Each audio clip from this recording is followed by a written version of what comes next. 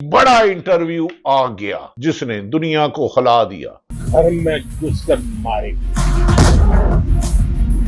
नाज़रीन, ये वो दहशतगर्द हैं इनको दहशतगर्द डिक्लेयर करके मोदी सरकार ने इन पे हमला किया था। आज आदमपुर गए जहां पाकिस्तान की फौज ने, पाकिस्तान की फिजाइया ने उनका S-400 एयर डिफेंस सिस्टम मुकम्मल तबाह कर दिया था। दुनिया को पता चल गया है। पीछे S-400 सिस्टम खड़ा हुआ है, ये बताना चाह रहे हैं कि देखो मैंने मुल्क का दिफा मजबूत रखा है। सीने पे चढ़ कर दिखा दिया कि हमारे वीरों की कैसी है तैयारी। Adampur air base is one of the most important air base. तो मोदी सरकार जरा ये तो बता दीजिए कि आपने हमारे यहाँ ये खून जो आपने बहाया है और उधर से आपने पानी भी रोक लिया है, वाकई पानी और खून एक साथ तो नहीं बह सकते। ऑपरेशन सिंदूर कोई सामान्य सैन्य अभियान नहीं। 78 के करीब जवान जो हैं ज़ख्मी हुए हैं, 11 जवानों ने जाम शहादत नोश किया है और नाज़रीन जो 40 शहरी शहीद हुए हैं, हमलों में 121 अफराद ज़ख्मी हैं।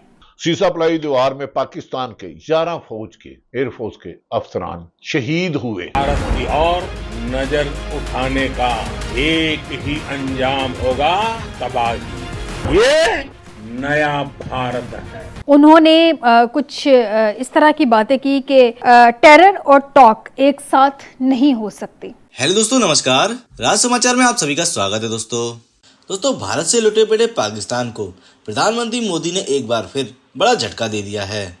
दोस्तों भारत से बुरी तरह मार खाने के बाद अपनी आवाम को झूठी जीत का चूरन बेचने वाली पाकिस्तानी फौज का सच सामने आ गया है। दोस्तों पाकिस्तानी मीडिया दुनिया में ये झूठ फैला रही थी कि पाकिस्तान ने भारत के S-400 को तबाह कर दिया है, लेकिन जैसे ही भारतीय पीएम नरेंद्र मोदी ने आदमपुर एयरबेस पर जाकर भारतीय एयरफोर्स का मनोबल बढ़ाया तो पूरी दुनिया ने भारत के S-400 के दर्शन कर पाकिस्तानी झूठ पर पाकिस्तान को औकात दिखा दी। जिसके बाद पाकिस्तान ने अपनी हार मानकर भारतीय सेना के हमले में मारे गए अपने फौजी और एयरफोर्स के जवानों की लिस्ट जारी कर दी, जिसमें भारतीय हमले में 150 से ज्यादा जवान घायल और 40 से ज्यादा जवानों के मरने की पाक आर्मी ने पुष्टि कर दी है। नाज़रीन आगे उन्होंने कहा कि जी टेरर और ट्रेड एक साथ नहीं चल सकते और उसके बाद उन्होंने कहा कि पानी और खून भी एक साथ नहीं बह सकते। लेकिन आपने झूठ बोला ना। 71 की जंग में जिस दिन पाकिस्तान सरेंडर किया उस दिन भी पाकिस्तान के अखबारों में आप यकीन माने ये खबर चकी कि वॉर टिल विक्ट्री, आखिरी दम तक लड़ेंगे। 3-4 दिन बाद पाकिस्तान के अंदर रहने वाले लोगों को पता चलना शुरू हुआ। पाकिस्तान के लोग आज तक ये नहीं जानते कि सिर्फ ईस्ट पाकिस्तान अलग होकर बांग्लादेश नहीं बना था और बहुत सारे महादों पे बहुत सारे इलाके जो हैं भारत के कब्जे में चले गए। सिंध का एक इलाका भारत के कब्जे में चला गया। कि हमारे सामने हमारे से 10 गुना बड़ी ताकत मौजूद है, 5 गुना बड़ी ताकत मौजूद है, 4 गुना बड़ी ताकत मौजूद है। मोदी साहब की जानिब से अपनी तकरीर में 3 अहम चीज़ें कही गई हैं और एक और चीज़ वो बात करना चाह रहे हैं कश्मीर पे और वो कह रहे हैं कि जी जो आज़ाद कश्मीर हमारे पास है पाकिस्तान में वो उस पे बात करेंगे और हम बात करना चाह रहे हैं मकबूजा कश्मीर पे जो कि हिंदुस्तान के पास है। हिंदुस्तान ने उस पर कब्ज़ा किया हुआ है और हम लोग ये चाहते हैं कि कश्मीरियों की उमंगों के हिसाब से फैसला हो और वो इस पे बात करना चाह रहे हैं। अब ये कन्फ्यूजन किस तरह से क्लियर होगी? पहले अमेरिका जो कह रहा था उसका इस सारे मामले से कोई लेना देना नहीं, उसका इस जंग से कोई लेना देना नहीं, ठीक है ना। वो सालसी के तौर पे सामने आएगा, ना वो मामला देखेगा। मतलब पाकिस्तान और भारत खुद ही ये मामला देखे, वो बिल्कुल अलग थलग हो गया। पाक फौज के अफसरान में जो मुल्क पर कुर्बान जान की, जिन्होंने अपनी जिंदगियां कुर्बान की और बारूद को अपने जिस्म पर ताना, इनमें नायक अब्दुर्रहमान शामिल हैं, वकार शामिल हैं, लास नायक दिलावर खान, अकरम खान और कां सिपाही अदील और अकबर निसार शामिल हैं। पाक फिजाइया के हमारे जो अफसरान शहीद हुए इस मार्का में भारत को जवाब देते हुए स्क्वाड्रन लीडर उस्मान यूसुफ के बाद chief technician Aurangzeb, senior technician Najeeb Mubashar, corporal technician Farooq शामिल है। नाज़रीन ये शहादतें। एजाज साहब मुझे ये बताइएगा, मोदी ने कल अपनी तकरीर में कहा था कि टेरर और टॉक एक साथ नहीं हो सकती, टेरर और ट्रेड एक साथ नहीं चल सकती और सबसे बढ़कर पानी और खून भी एक साथ नहीं बह सकता।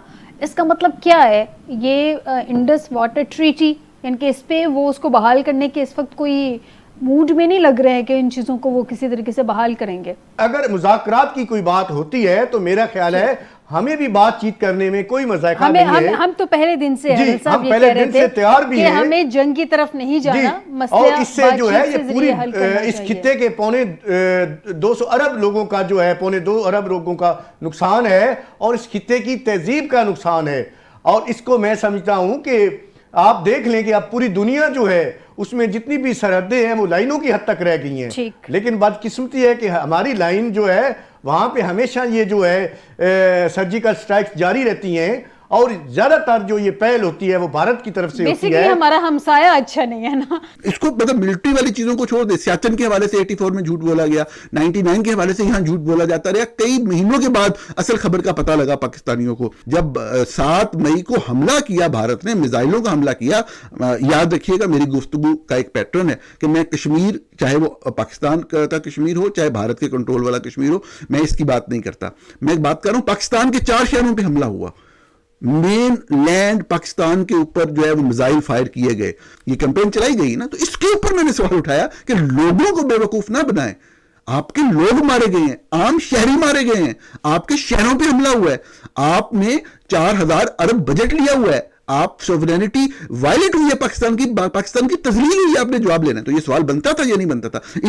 اس سوال کو اٹھانے کو کہا گیا کہ یہ تو جی غداری کر رہے ہیں. مسلسل یہ میزائل فائر کرتے رہے, میزائل انڈیا کے ایئر ڈیفنس سسٹم سے نیچے گرتے رہے, اور انہوں نے غصے میں آ کر جہاں پہ یہ کر سکتے تھے لائن آف کنٹرول کے اوپر اتنی ہیوی شیلنگ کی کہ وہاں پہ جو کشمیری ہیں, معصوم کشمیری لائن آف کنٹرول کے دوسری طرف رہنے والے, جنہیں ہم خود اپنے لوگ کہتے ہیں, کتنے لوگ مارے گئے کشمیر کے اندر. ارے آپ نے حملہ کرنا ہے, آپ کے مین لینڈ پہ حملہ ہوا, آپ انڈیا کے مین لینڈ پہ حملہ کریں نا, ان کی فوجی تنصیبات کو, ان کے فوجی اڈوں کو نشانہ بنائے نا.